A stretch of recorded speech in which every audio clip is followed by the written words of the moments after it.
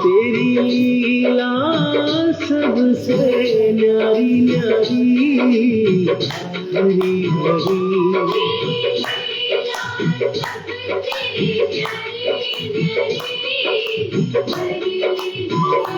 श्रीमन नारायण नारायण हरि हरि, जय जय नारायण नारायण हरि हरि।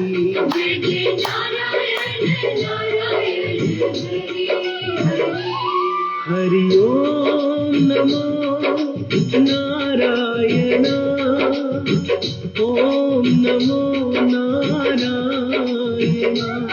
हरि ओम नमो नारायण, हरि ओम नमो नारायण।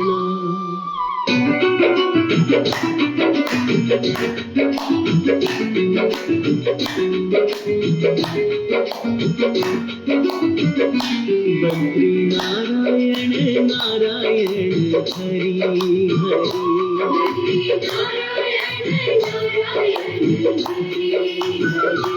बद्री नारायण नारायण हरि हरि।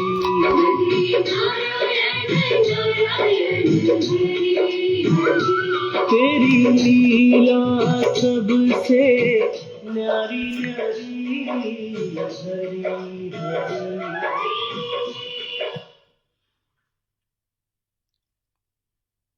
कथा प्रारंभ होता है, सुनो वीर हनुमान।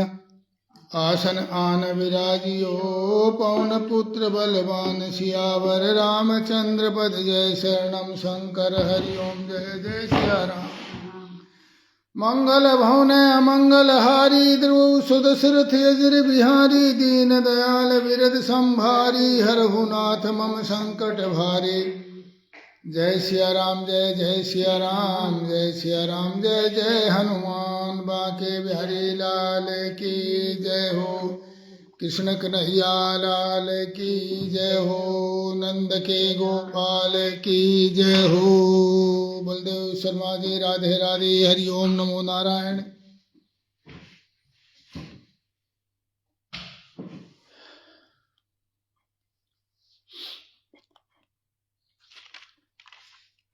तो कल हमने कथा में देखा उद्धव और गोपियों की बातचीत चल रही है और भ्रमर गीत, और गोपियां कह रही हैं कि रे मधुप, मधुप क्या होता है? भंवरा। तू कपटी का सखा है, इसलिए तू भी कपटी है। तू हमारे पैरों को मत छू, झूठे प्रणाम करके हमसे अनुनय विनय मत कर। जैसा तू काला है वैसे वे भी काले हैं। बोरे वे, तू यहां से चला जा, और जिनके साथ सदा विजय रहती है उन श्री कृष्ण की मधुर गुरुवासिनी सखियों के सामने जाकर उनका गुणगान कर। अरे मधुकर, देख तू मेरे पैर पर सिर मत टेक, मैं जानती हूं कि तू क्षमा याचना करने में बड़ा निपुण है।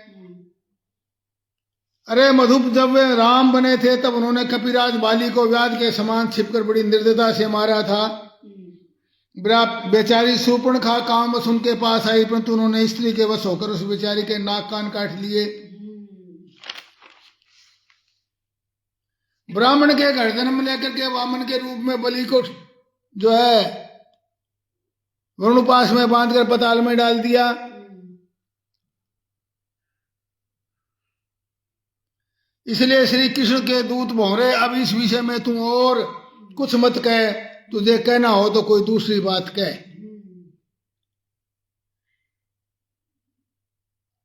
सुखदेव जी कहते हैं, परीक्षित, गोपियां भगवान श्री कृष्ण के दर्शन के लिए लालायित थी। उनकी बात सुनकर उद्धव जी ने उन्हें सांत्वना देते हुए कृष्ण जी का संदेश कहा। उद्धव जी ने कहा, कहो गोपियों, तुम कृतकृत्य हो, तुम्हारा जीवन सफल है। तो बड़े सौभाग्य की बात है, तुम लोगों ने पवित्र कीर्ति भगवान श्री कृष्ण के प्रति बड़ी सर्वोत्तम प्रेम भक्ति प्राप्त की है, आदर्श स्थापित किया है। मैं अपने स्वामी का गुप्त काम करने वाला दूत हूं। तुम्हारे प्रियतम भगवान श्री कृष्ण तुम लोगों को परम सुख देने के लिए ये संदेश भेजा है, ये तुम सुनो। भगवान श्री कृष्ण ने कहा है कि मैं सबका उपादान कारण होने से सबकी आत्मा हूं, सब में अनुगत हूं, इसलिए मुझ में कभी भी मुझसे तुम्हारा वियोग हो नहीं हो सकता, क्योंकि मैं सबके आत्म तत्व में सब में समाया हूं। तुझ में ओम, मुझ में ओम, सब में ओम समाया। तो ये सबके अंदर जगत में कोई नहीं पराया। हाँ, तो मैं पराया हूं ही नहीं तुम्हारे से, और तुम्हारा इसलिए तुम्हारा और हमारा वियोग हो ही नहीं सकता, क्योंकि मैं तुम्हारे भीतर हूं, आत्म तत्व में विराजमान हूं। जैसे संसार के सभी भौतिक पदार्थों में आकाश, वायु, अग्नि, जल और पृथ्वी, ये पांचों भूत यानी पांचों तत्व व्यापक हैं, उसी प्रकार और उन्हीं से ये सब वस्तुएं बनी है, यही उन वस्तुओं के रूप में है। वैसे ही मैं मन, प्राण, पंचभूत, इंद्रिय और उनके विषयों का आश्रय हूं। वे मुझ में हैं, मैं उनमें हूं, और सच तो पूछो तो मैं ही उनके रूप में प्रकट हो रहा हूं। नारायण हरि नारायण। तो गोपियों, तुम्हारे और मेरे में कोई अंतर नहीं है, मैं सब तुम्हारे भीतर प्रकट हो रहा हूं, तुम मेरा ही रूप हो, इसलिए कोई वियोग का विषय नहीं है। माया की तीन वृत्तियां हैं, सुषुप्ति, जागृति, स्वप्न और जागृति। सुषुप्ति का मतलब नींद, स्वप्न का मतलब स्वप्न और जागृति का मतलब जाग। तीन वृत्तियां हैं माया की, ये माया के कारण होता है सारा। इनके द्वारा वही अखंड कुंडली दादी जी राधे राधे बोध स्वरूप आत्मा कभी तो प्राज्ञ यानी ज्ञान विवेक में, कभी तेजस और कभी विश्व रूप से प्रतीत होती है, यानी सत्व रजतम तीनों गुणों में प्रतीत होती है। मनुष्य को चाहिए कि वह समझे कि स्वप्न में दिखने वाले पदार्थों के समान ही जागृत अवस्था में इंद्रियों के विषय प्रतीत हो रहे हैं, वे झूठे हैं, मिथ्या है। नारायण हरि नारायण हरि।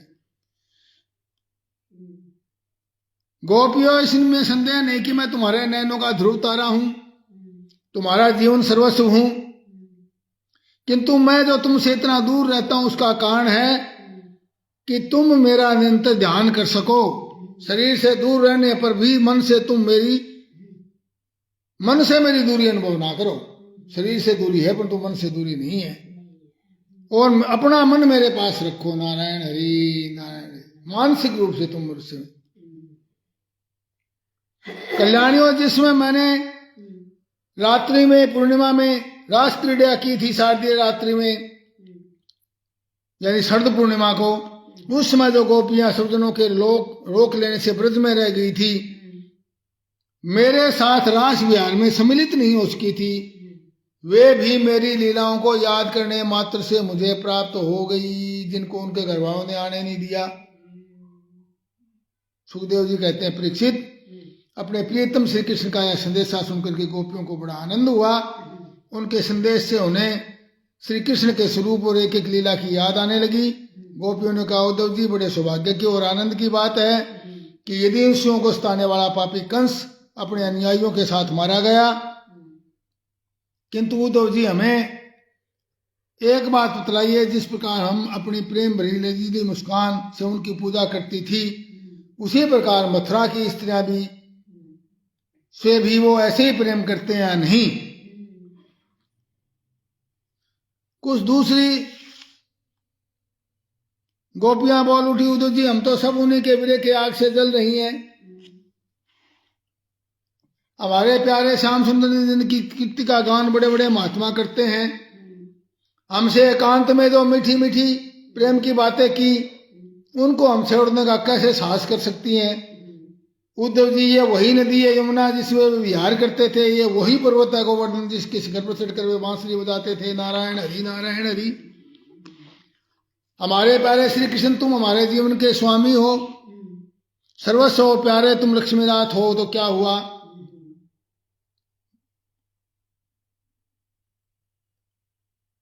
उद्धव जी गोपियों की विरह व्यथा मिटाने के लिए कई महीनों तक वहां रहे, कई महीनों तक। नारायण हरि नारायण हरि। वे भगवान की अनेक लीलाओं की और बातें सुना कर ब्रजवासियों को आनंदित करते। नंद बाबा के ब्रज में जितने दिन तक उद्धव जी रहे, उतने दिनों तक भगवान श्री कृष्ण की लीला की चर्चा रहे होने के कारण ब्रजवासियों का ऐसा दान पड़ा मानो अभी एक ही क्षण हुआ हो। नारायण हरि नारायण हरि। भगवान के परम प्रेमी भक्त उद्धव जी कभी नदी तट पर जाते तो कभी वनों में विहरते और कभी गिरिराज की घाटियों में विचरते।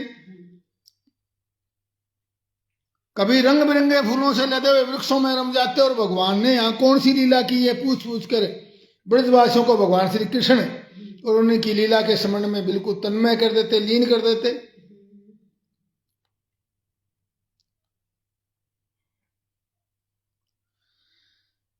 इस प्रकार श्री कृष्ण में गोपियों की तन्मयता देखकर वे प्रेम और आनंद से भर गए और वे गोपियों को नमस्कार करते हुए इस प्रकार गान करने लगे। इस पृथ्वी पर केवल इन गोपियों का इस शरीर धारण करना श्रेष्ठ एवं सफल है, क्योंकि वे सर्व आत्मा दशरथ सरपंच कुंभाजी राधे राधे, क्योंकि वे सर्व आत्मा भगवान श्री कृष्ण के प्रेम में दिव्य महाभाव में स्थित हो गई। नारायण हरि नारायण हरि। कहा यह वंशरी आचार ज्ञान जाति से हीन गांव की गंवार गवाले ने, और कहा सच्चिदानंद घन भगवान श्री कृष्ण और उनमें अनन्य प्रेम। अहो ये धन्य है धन्य है। मेरे लिए तो सबसे अच्छी बात यही होगी कि मैं वृंदावन धाम में कोई झाड़ी लता रोज की बूटी बन जाऊं। नारायण हरि नारायण।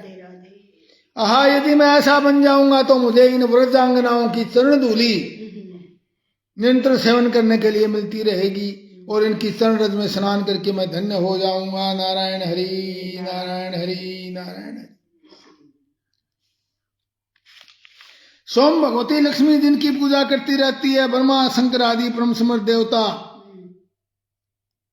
और बड़े बड़े योगेश्वर अपने हृदय में जिनका चिंतन करते हैं, भगवान श्री कृष्ण के उन्हीं चरणार विंदों की रास लीला के समय गोपियों ने अपने वक्ष स्थल पर धारण कर रखा था। उनका आलिंगन करके अपने हृदय की जलन और व्यर्थ विरह व्यथा शांत की। नंद बाबा के ब्रज में रहने वाली गोपांगनाओं की धूली चरण धूली को मैं बार बार प्रणाम करता हूँ। नारायण हरि राधे राधे राधे। सुखदेव जी कहते हैं, परीक्षित इस प्रकार कई महीनों तक ब्रज में रहकर उद्धव जी अब मथुरा जाने के लिए गोपियों, नंद बाबा और यशोदा मैया से आज्ञा प्राप्त की। ग्वाल बालों से विदा लेकर वहां से यात्रा करने के लिए वे रथ पर सवार हुए। जब उनका रथ ब्रज से बाहर निकला तब नंद बाबा आदि गोपगण बहुत सी भेंट सामग्री लेकर उनके पास और आंखों में आंसू भरकर कहे, उद्धव जी हम यही चाहते हैं कि हमारे मन की एक एक वृत्ति, एक एक संकल्प श्री कृष्ण के चरण कमलों में ही आश्रित रहे। बांके बिहारी लाल की जय, कृष्ण कन्हैया लाल की जय। राधा कृष्ण राधा कृष्ण राधा कृष्ण। उद्धव जी हम कहते हैं हमें मोक्ष की बिल्कुल इच्छा नहीं है।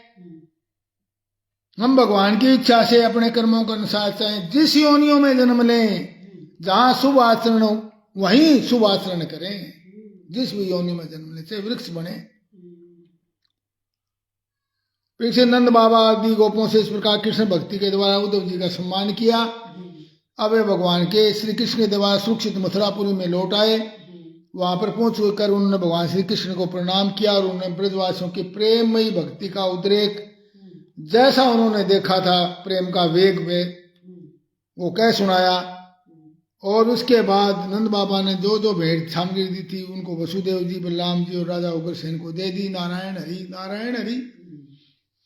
सुखदेव जी कहते हैं, परीक्षित तदंतर सबके आत्मा सब कुछ देखने वाले भगवान श्री कृष्ण अपने से मिलने की आकांक्षा रखकर व्याकुल हुई कुब्जा का प्रिय करने के लिए उस कुब्जा के घर गए। कुब्जा का घर बहुमूल्य सामग्रियों से संपन्न था। बहुत से श्रृंगार की साधन रखे हुए थे। कुब्जा ने परम भगत भगवान उद्धव जी की भगवान को अपने घर आते देखकर कुब्जा तुरंत हड़बड़ाकर आसन से उठ खड़ी हुई और भगवान का सत्कार किया। कुब्जा ने भगवान के परम भक्त उद्धव जी की भी समुचित रीति से पूजा की। अपने स्वामी के सामने उन्होंने आसन पर बैठना उचित नहीं समझा, इसलिए आसन छूकर धरती पर ही बैठ गए। भगवान सच्चिदानंद भगवान स्वरूप होने पर लोकाचारण करते तुरंत उनकी बहुमूल्य सेज पर जा बैठे। तब कुब्जा स्नान अंग आदि लेकर के भगवान के पास आई। इतर आदि कुब्जा नवीन मिलन के संकोच से कुछ जिक्र रही थी। तब कृष्ण जी ने अपने पास बुला लिया और उसके कंकण से सुशोभित कलाई पकड़कर अपने पास बैठा दिया। उसके बाद उससे क्रीड़ा करने लगे। परीक्षित, कुब्जा ने इस जन्म में केवल भगवान को केवल अंगराग अर्पित किया था। उसी एक शुभ कर्म के फलस्वरूप उसे ऐसा अनुपम अवसर मिला। अंगराग कह लो भाई, समझ लो पाउडर क्रीम जिसको कहते हैं, अंगराग क्रीम, आजकल क्रीम बोलते हैं।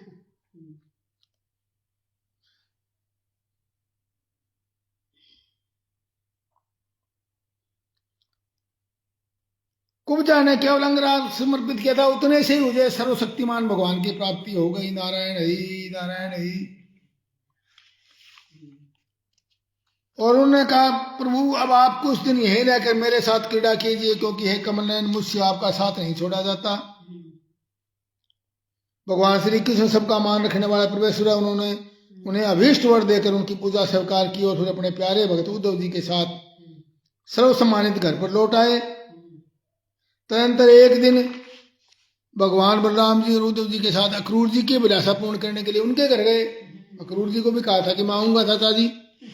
अक्रूर जी ने भगवान श्री कृष्ण और बलराम को नमस्कार किया और उद्धव जी के साथ उन दोनों भाइयों ने भी उन्हें नमस्कार किया। सब लोग आसन पर बैठ गए। तब अक्रूर जी उन लोगों की विधिवत पूजा करने लगे।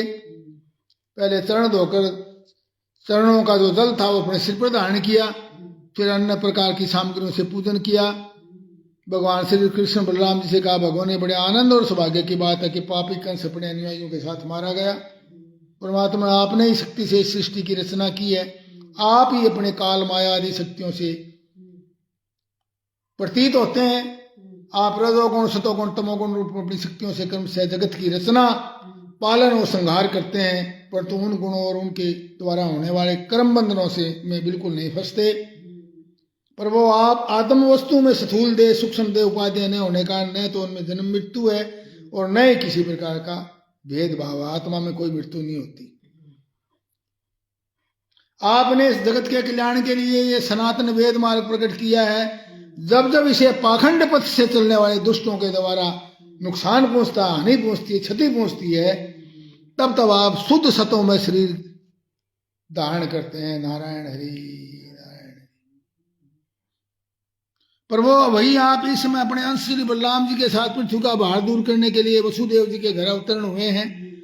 आप असुरों के अंश से उत्पन्न नाम मात्र के शासकों की 100 असुरों की सेनाओं का संहार करेंगे और यदुवंश के यश का विस्तार करेंगे। सुखदेव जी कहते हैं, परीक्षित, इस प्रकार भगत अक्रूर जी ने भगवान श्री कृष्ण की पूजा और स्तुति की। भगवान श्री कृष्ण ने कहा, तात आप हमारे गुरु हैं, हित उपदेशक हैं और चाचा हैं। हमारे वंश में अत्यंत प्रशंसनीय और सदा के हितैषी हैं। चाचा जी केवल जल के तीर्थ ही तीर्थ नहीं है, केवल मिट्टी और शिला की बनी हुई मूर्तियां ही देवता नहीं है। चाचा जी उनकी तो बहुत दिनों तक सदा से सेवा की जाए तब वे पवित्र करते हैं, परंतु संत पुरुष तो अपने दर्शन मात्र से ही पवित्र कर देते हैं। आप हमारे हितैषी हैं, इसलिए आप पांडवों का हित करने के लिए और उनका कुशल मंगल जानने के लिए हस्तिनापुर जाइए। नारायण हरि नारायण हरि। सुना है कि राजा पांडु के मर जाने पर अपनी माता कुंती के साथ युधिष्ठिर आदि पांडव बड़े दुख में पड़ गए हैं। अब राजा धृतराष्ट्र उन्हें अपनी राजधानी हस्तिनापुर में ले आए हैं और वह वहीं रहते हैं। धृतराष्ट्र आप जानते हैं, एक तो अंधे हैं, दूसरे उनमें मनोबल की कमी है। उनका पुत्र दुर्योधन बड़ा दुष्ट है और उनके अधीन होने के कारण वे पांडवों के साथ पुत्रों जैसा समान व्यवहार नहीं कर पाते। नारायण हरि नारायण। तो आप जाकर के मालूम कीजिए उनकी स्थिति क्या है। परीक्षित कहते हैं, सुखदेव जी कहते हैं, परीक्षित, भगवान की आज्ञा अनुसार अक्रूर जी हस्तिनापुर गए। वस्तु पर पूर्ववंशी नृपतियों की अमर कीर्ति की छाप लग रही है। वे वहां पर धृतराष्ट्र, भीष्म, विदुर, कुंती, बालिक, उनके पुत्र सोमदत्त, द्रोणाचार्य, कृपाचार्य, कर्ण, दुर्योधन, द्रोण पुत्र अश्वत्थामा, युधिष्ठिर आदि 500 पांडव और अन्य अन्य इष्ट मित्रों से मिले।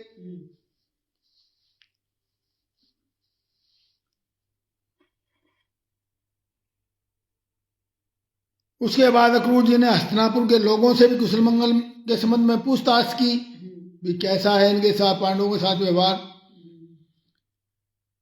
अक्रूर जी यह जानने के लिए कि धृतराष्ट्र पांडवों के साथ कैसा व्यवहार करते हैं, कई महीने तक वहां हस्तिनापुर में रहे। नारायण हरि नारायण हरि। सच पूछो तो धृतराष्ट्र में अपने दुष्ट पुत्रों के विरुद्ध, इच्छा के विरुद्ध कोई काम करने की साहस ही नहीं था, और वो शकुनी आदि दुष्टों की सलाह के अनुसार ही काम करते थे। अक्रूर जी को कुंती और विदुर ने बतलाया कि धृतराष्ट्र के लड़के दुर्योधन आदि पांडवों के प्रभाव, शस्त्र कौशल, बल, वीरता, विनय आदि सद्गुण देख देख कर जलते रहते हैं, और जब देखते कि प्रजा पांडवों से विशेष प्रेम करती है तो वो और भी चिढ़ जाते हैं।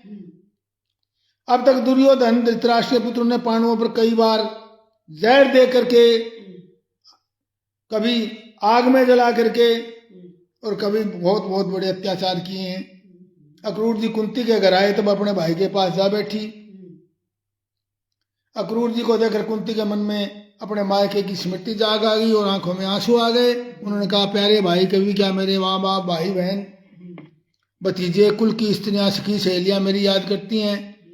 मैंने सुना है कि हमारे भतीजे भगवान श्री कृष्ण और कमल नयन बलराम बड़े ही भक्त वत्सल हैं। क्या कभी अपने इन फुफेरे भाइयों को याद भी करते हैं, पांडवों को? मेरे बच्चे बिना बाप के हो गए हैं, मैं शत्रुओं के बीच गिरकर शोकाकुल हो रही हूँ। क्या हमारे श्री कृष्ण यहाँ कभी आकर मुझको और इन अनाथ बालकों को सांत्वना देंगे? नारायण हरि नारायण हरि। श्री कृष्ण को अपने सामने समझकर कुंती कहने लगी, हे सच्चिदानंद स्वरूप श्री कृष्ण, तुम महायोगी हो, विश्व आत्मा हो, तुम सारे विश्व के जीवन दाता हो। गोविंद अपने बच्चों के साथ दुख पर दुख भोग रही हूं, तुम्हारी शरण में आई हूं, मेरी रक्षा करो, मेरे बच्चों को बचाओ। सुखदेव जी कहते हैं, परीक्षित, तुम्हारी परदादी कुंती इस प्रकार दुखी हो गई, फप कर रोने लगी। अक्रूर जी और विदुर जी दोनों इस सुख दुख को समान दृष्टि से देखते थे। दोनों यशस्वी महात्माओं ने कुंती को और उनके पुत्रों के जन्मदाता धर्म, वायु आदि देवताओं की याद दिलाई और कहा कि तुम्हारे पुत्रों के जन्मदाता देवता हैं और तुम्हारे पुत्र अधर्म का नाश करने के लिए ही पैदा हुए हैं। नारायण हरि नारायण हरि। अब तक ये जब अक्रूर जी जब मथुरा जाने लगे, राजा धृतराष्ट्र के पास आए और अब स्पष्ट हो गया था कि राजा अपने पुत्रों का पक्षपात करते हैं और भतीजों के साथ पुत्रों का सव्यवहार नहीं करते। नारायण हरि नारायण। अब अक्रूर जी ने कौरवों की बड़ी सभा में श्री कृष्ण और बलराम जी आदि का हितैषिता से भरा संदेश अक्रूर जी ने सुनाया। अक्रूर जी ने कहा, महाराज धृतराष्ट्र जी, आप कुरुवंशियों की उज्जवल कीर्ति को और भी बढ़ाओ। आप अपने भाई पांडु के परलोक सिधारने पर आप राज्य सिंहासन के अधिकारी हुए हो। आप धर्म से पृथ्वी का पालन कीजिए और अपने स्वजनों के साथ समान व्यवहार कीजिए। यदि आप इसके विपरीत व्यवहार करोगे तो इस लोक में आपकी निंदा होगी और मरने के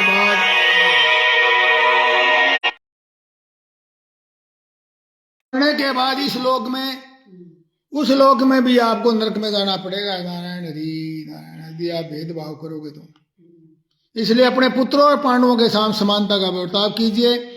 आप जानते कि संसार में कभी कोई किसी के साथ सदा नहीं रह सकता। जिनसे जुड़े हुए एक दिन उनसे बिछुड़ना ही पड़ेगा। ये पुत्र वगैरह तेरे ये हैं, इनसे भी बिछुड़ना पड़ेगा। ये आगे जाना है। जीव अमानत इस ईश्वर की, इसने दे देना मुट्ठी भिंचे, रहा नहीं कोई सब न जाना, 2 दिन आगे और पीछे। यहाँ कोई नहीं रहा परमानेंट, जगत में कोई ना परमानेंट। यहाँ कोई स्थायी नहीं है। तने जाना है और ये तेरा अस्थायी डेरा है। तू भेदभाव मत कर, नहीं तो नरक में जाएगा। राजन, यह बात अपने शरीर के लिए भी सोड़ा आने से तेरे शरीर रहेगा नहीं। भाई बंधु तो सब नष्ट हो ही जाएंगे, ये शरीर भी नहीं रहेगा। फिर स्त्री पुत्र धन आदि को छोड़कर जाना पड़ेगा। इस विषय में तो कहना है कि जीव अकेला ही पैदा होता है, अकेला ही मरकर जाता है। पैदा भी अकेला होता है, मरकर जाता भी अकेला ही है। नारायण हरि नारायण हरि। अपनी करनी धरनी का पाप पुण्य का फल भी अकेला ही भुगतता है। जिन स्त्री पुत्रों को हम समझते हैं, अपना समझते हैं, वे तो हम तुम्हारे अपने हैं, हमारा भरण पोषण करना तुम्हारा धर्म है। इस प्रकार की बातें बना करके मूर्ख प्राणी के अधर्म से इकट्ठे किए हुए धन को लूट लेते हैं और कुछ नहीं करते। ये चिच्चड़ जूं ढेरे हैं खून पीने वाले, और कुछ नहीं है धन लूटने वाले। यह मूर्ख जीव जैसे जल में रहने वाले जंतुओं के सर्वस्व जल को उनके संबंधी चाट जाते हैं, और यह मूर्ख जीव जिन्हें अपना समझ कर अधर्म करके भी पालता पोसता है, वे ही प्राण धन और पुत्र आदि इस जीव को असंतुष्ट छोड़कर चले जाते हैं। प्राण भी छोड़कर चले जाते हैं, और तो और छोड़ो। इसलिए महाराज ये बात समझ लीजिए कि दुनिया 4 दिन की चांदनी है, सपने का खिलवाड़ है। 4 दिना की चमक चांदनी, फिर अंधेरी छा जाएगी। और जादू का तमाशा है ये मनोराज्य मात्र। आप अपने प्रयत्न से, अपनी शक्ति से चित्त को रोकिए और ममतावश पक्षपात ना कीजिए। आप समर्थ हैं, समत्व में स्थित हो जाइए और इस संसार की ओर से उपराम यानी शांत हो जाइए बिल्कुल संसार की तरफ। राजा धृतराष्ट्र ने कहा, दानपत्य अक्रूर जी, आप मेरे कल्याण की और भले की बात कर रहे हैं। जैसे मरने वाले को अमृत मिल जाए तो वह उससे तृप्त नहीं हो सकता, वैसे ही मैं आपकी इन बातों से तृप्त नहीं हो रहा हूं। मेरा मन नहीं लगता आप वाली बातों में। बात तो आपकी बहुत सही है, आप बात तो सही कह रहे हो, पर तो मेरा मन आपके नहीं, मेरी आपकी बातों से मेरा मन तृप्त नहीं हो रहा। फिर भी मेरे हितैषी अक्रूर जी, मेरे चंचल मन में आपकी ये प्रिय शिक्षा बिल्कुल भी नहीं ठहरी।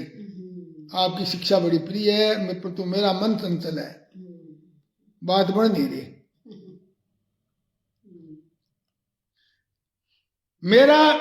क्योंकि मेरा हृदय पुत्रों की ममता के कारण बिल्कुल ही विषम हो गया है। मनोहर लाल शर्मा हमारे बड़े भाई साहब जी, राधे राधे। अक्रूर जी, सुना है कि सर्वशक्तिमान भगवान पृथ्वी का भार उतारने के लिए यदुकुल में अवतरित हुए हैं। ऐसा कौन पुरुष है जो उनके विधान में उल्टफेर कर सके? अब मेरा मन भी उल्टफेर हो रहा है, तो उसी का विधान है, तो मैं क्या कर सकता हूं? जो होना है वो होगा, उनकी जैसी इच्छा होगी वही होगा। वासुदेव सर्वम, भगवान जैसा चाहेंगे वैसा ही होगा। भगवान की माया का मार्ग अचिंत्य है। उन्हीं की माया के द्वारा इस संसार की सृष्टि करके उसी माया के द्वारा वो इसमें प्रवेश करते हैं और कर्म फलों का विभाजन कर देते हैं। इस संसार चक्र की बेरोक टोक चाल में उनकी अचिंत्य लीला शक्ति के अतिरिक्त और कोई कारण नहीं। मैं उस परम ऐश्वर्यशाली प्रभु को नमस्कार करता हूँ। सुखदेव जी कहते हैं, इस प्रकार अक्रूर जी महाराज धृतराष्ट्र का अभिप्राय जान करके और कुरुवंशी सौजन संबंधियों से प्रेम पूर्वक अनुमति लेकर मथुरा लौट आए। नारायण हरि नारायण हरि।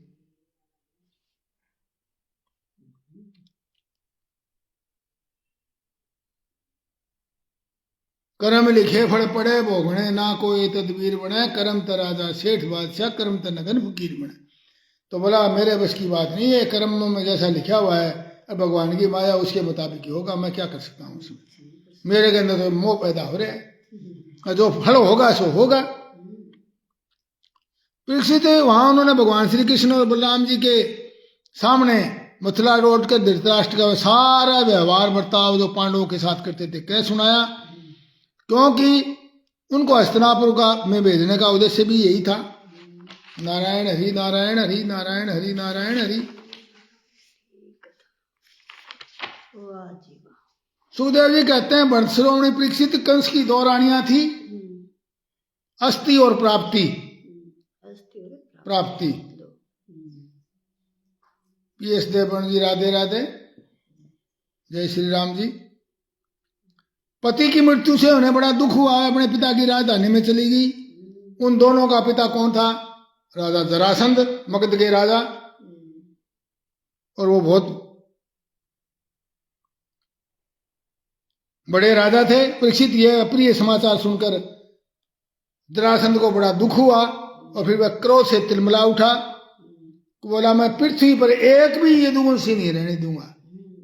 इसलिए बुद्ध युद्ध की बड़ी तैयारी की और 23 अक्षौणी सेना के साथ यदुवंशियों की राजधानी मथुरा को चारों ओर से घेर लिया। नारायण हरि नारायण हरि। भगवान श्री कृष्ण ने देखा कि जरासंध की सेना क्या उमड़ता हुआ समुद्री आ रहा है, 23 अक्षौणी सेना।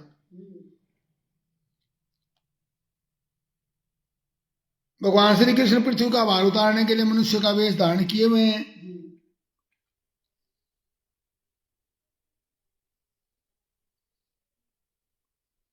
उन्होंने देखा कि जरासंध कई अक्षौणी सेना इकट्ठी कर ली है और अब पृथ्वी का भार जुटा करके मेरे पास आ पहुंचा है। मैं इसका नाश करूंगा, परंतु अभी मगध राज जरासंध को नहीं मारना, क्योंकि बहुत पापी है, ये बार बार आएगा, इसको मारना नहीं है, ऐसी सारी सेना नष्ट कर देनी है। तो इसलिए समय समय पर धर्म रक्षा के लिए आगे बढ़ते हुए धर्म को रोकने के लिए मैं शरीर धारण करता हूं। भगवान इस तरह विचार कर रहे थे कि आकाश में सूर्य में चमकते हुए 2 रथ आ पहुंचे। नारायण हरि नारायण हुए। सारी युद्ध की सामग्रियां थी उसमें। 2 सारथी उन्हें हाँक रहे थे और उसमें दिव्य सनातन हथियार थे, आयुध, अस्त्र शस्त्र। बलराम ने कहा भाई जी आप बड़े शक्तिशाली हैं, इसमें जो यदुवंशी आपको रक्षक मानते हैं, देखिए आपका रथ है, आपके पारे। बलराम जी से भगवान ने कहा आप बड़े शक्तिशाली हैं, देखिए आपका रथ आ गया है और इसमें आपके आयुध हल और मुसल जिनसे वो लड़ते हैं वो भी आ गए हैं। आप रथ पर सवार होकर के इन दुष्टों का संहार कीजिए। भगवान श्री कृष्ण और बलराम जी ने सलाह करके कवच धारण करके रथ पर सवार होकर के और मथुरा से बाहर निकले। श्री कृष्ण जी का रथ हाँक रहा था दारुक और भगवान दूसरा जो रथ था उस पर बलराम जी बैठ गए। पुरी से बाहर निकलकर उन्होंने अपना 5 जन्य शंख फूंका। छोटू राम जालंधरा जी राधे राधे। उनके भयंकर शंख की ध्वनि सुनकर शत्रु पक्ष के थर्रा उठे। जरासंध ने कहा पुरुषाधम कृष्ण तुम अभी मेरा बच्चा है, तेरे साथ मैं नहीं लड़ूंगा, मेरे को लाज आती, तेरे साथ लड़ने से तू बच्चा है। हाँ थोड़ी बहुत जो है तो इस बलराम से मैं फिर भी थोड़ा सा लड़ सकता हूं। श्री कृष्ण ने कहा मगधराज जो सूर्य होते हैं वो तुम्हारी तरह डींग नहीं हाँकते। सुखदेव जी ने कहा परीक्षित जैसे वायु बादलों से सूर्य को धुएं को ढक लेती है, वास्तव में वे ढकते नहीं, उनका प्रकाश फिर फैलता ही, वैसे ही मगधराज जरासंध ने भगवान श्री कृष्ण और बलराम के सामने आकर बड़ी अपनी सेना के द्वारा उन्हें चारों ओर से घेर लिया और इतने बाण छोड़े कि बलराम और कृष्ण और उनका रथ और उनके साथ जो भी सैनिक थे वो सब उस बाणों से ढके गए, ऐसे जैसे झोंपड़ी में ढके गए। और जब मथुरा की स्त्रियों ने देखा कि भगवान श्री कृष्ण की गरुड़ चिन्ह से चिन्हित और बलराम जी की ताल चिन्ह से चिन्हित ध्वजा वाले रथ नहीं दिख रहे, तो वो मूर्छित हो गई। थोड़ी देर में भगवान ने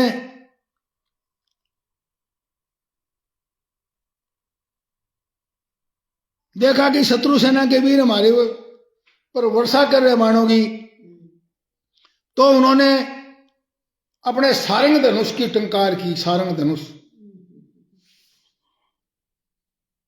इसके बाद त्रिकोणों में से बाण निकालने के लगे और धनुष पर चढ़ाने और डोरी खींचकर झुंड के झुंड बाण छोड़ने लगे। इससे बहुत से हाथियों के जरासंध की चतुरंगनी सेना, हाथी घोड़े रथ और पैदल, चतुरंगनी 4 तरह की सेना होती है, हाथी सवार, घुड़सवार, रथ सवार और पैदल, 4 तरह की सेना थी। बहुत से हाथियों के सिर फट गए, घोड़े जो रथ में तो सब खत्म। परीक्षित जरासंध की वह सेना समुद्र के समान भयावह थी, परंतु भगवान श्री कृष्ण और बलराम जी ने थोड़े समय में उसे नष्ट कर डाला और इस प्रकार जरासंध की सारी सेना मारी गई, एक जरासंध ही बच गया। नारायण हरि नारायण। बलराम जी ने एक सिंह जैसे दूसरे सिंह को पकड़ लेता है, उसी तरह बलपूर्वक बलराज महाबली जरासंध को पकड़ लिया।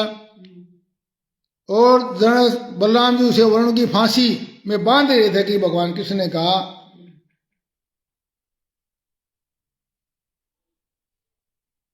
कि इसको, बलराम जी को रोक दिया, भाई उसको मारना नहीं है। परीक्षित, उस समय जगत मगधराज जरासंध की सारी सेना मर चुकी थी। भगवान बलराम जी ने भगवान कृष्ण के कहने से उसे छोड़ दिया और जरासंध की सेना से मथुरावासी भयरहित हो गए और कृष्ण की विजय से आनंद से भर गए। जब भगवान ने कृष्ण नगर में प्रवेश किया मथुरा में, तो वहां शंख नगाड़े से उनका वीणा बाजरी बांसुरी मृदंग तुर्री भेरी से स्वागत हुआ और फूलों की वृष्टि होने लगी। ब्राह्मणों की वेद ध्वनियां गूंज रही थी। श्री कृष्ण जब नगर में प्रवेश कर रहे थे तो वहां पर फूलों के हार, दही, अक्षत जो आदि के अंकुरों की उनके ऊपर वर्षा हो रही थी। इस प्रकार 23 अक्षौणी सेना लेकर 17 बार जरासंध आया, 17 बार। और 17 बार भगवान ने 23 अक्षौणी 13 गुणा में 17 इतने दुष्टों का नाश किया। उसके बाद 18वां संग्राम छिड़ने वाला था, जो उसमें नाट का भेजा हुआ कालयवन वहां दिखाई पड़ा। कालयवन के सामने खड़े होने वाला वीर संसार में कोई दूसरा था नहीं। और उसने 3 करोड़ मलोत्सवों की सेना लेकर के मथुरा को चारों ओर से घेर लिया। 3 करोड़ आ गए इस बार। वो तो 17 अक्षौणी 23 अक्षौणी लेकर आते थे। इस बार 3 करोड़ ये 23 अक्षौणी सेना लेकर के जरासंध को भी पता लगा जरासंध भी है, बोला चल पड़ो। अब भगवान ने सोचा कि हमें आज कालयवन और 2-3 दिन में जरासंध आ जाएगा, 1 या 2 दिन में, तो इनके साथ लड़ने में तो बहुत ज्यादा नुकसान हो जाएगा, बहुत बड़ी सेना है। तो इसलिए एक ऐसा किला बनाएंगे जिसमें किसी मनुष्य का प्रवेश करना ही संभव नहीं होगा। इसलिए भगवान ने बलराम जी से सलाह करके समुद्र के भीतर एक ऐसा दुर्गम नगर बसाया जिसमें सारी अद्भुत वस्तुएं थे। और उस नगर की लंबाई चौड़ाई 48 कोस की थी। नारायण हरि नारायण। उस नगर की एक एक वस्तु में विश्वकर्मा का विज्ञान और शिल्प कला प्रकट होती थी। और सोने के ऊंचे ऊंचे शिखर आकाशों से बात करते थे। देवताओं के वृक्ष लहरा रहे थे। अन्न रखने के लिए चांदी पीतल के बहुत से कोठे बने हुए थे। सुंदर दरवाजे महलों के सोने के बने हुए थे। उन पर कामदार सोने के कलश सजे हुए थे और उनके शिखर रत्नों के थे। गच्छ पन्ने की बनी हुई बहुत भारी मालूम होती थी। उसमें चारों वर्ण के लोग निवास करते थे। सबके बीच में यदुवंशियों के प्रधान उग्रसेन जी, यदुवंश जी, वसुदेव जी, बलराम जी और भगवान श्री कृष्ण के महल जगमगा रहे थे। उसी समय देवराज इंद्र ने भगवान श्री कृष्ण के लिए पारिजात वृक्ष और सुधर्मा सभा को भेज दिया। सुधर्मा सभा कैसी होती है कि उसमें बैठे हुए मनुष्य को भूख प्यास लगती नहीं, चाहे कितने ही साल बैठे रहो उसके अंदर भूख प्यास ही नहीं लगती मनुष्य लोग की। वरुण जी ने ऐसे श्वेत घोड़े भेज दिए जिनका एक एक कान श्याम वर्ण का था और जिनकी गति मन के समान थी। धनपति कुबेर जी ने अपने 8 निधियां भेज दी और सभी लोकपालों ने अपनी अपनी सारी विभूतियां भगवान के पास भेज दी और शक्तियां और जितनी सिद्धियां थी सब भेज दी। भगवान श्री कृष्ण पृथ्वी पर अवतीर्ण होकर लीला करने लगे। सभी सिद्धियां उन्होंने भगवान के चरणों में समर्पित कर दी और भगवान श्री कृष्ण ने अपने सारे संबंधियों को अपनी योग माया के द्वारा द्वारका में पहुंचा दिया रातों रात। और फिर उनसे सलाह लेकर गले में कमलों की माला पहने बिना कोई अस्त्र शस्त्र लिए सोमनगर के बड़े दरवाजे से बाहर निकल गए। नारायण हरि नारायण हरि। अकेले ही काली कमड़ी और अपने कमलों की माला पहन के। कथा समापत होते है सुनो वीर हनुमान, कथा हमारी वैकुंठ में आप करो विश्राम। सियावर रामचंद्र पद जय शरणम शंकर हरिओम जय जय सिया राम। मंगल भवन अमंगल हारी द्रवुष दशरथ अजिर बिहारी दीन दयाल विरद संभारी हरहु नाथ मम संकट भारी। जय सिया राम जय जय सिया राम जय सिया राम जय जय हनुमान। बांके बिहारी लाल की आज सत्संग पंडित जय। आसिया कृष्ण कन्हैया लाल की जय हो। नंद के गोपाल की जय हो। नारायण हरि।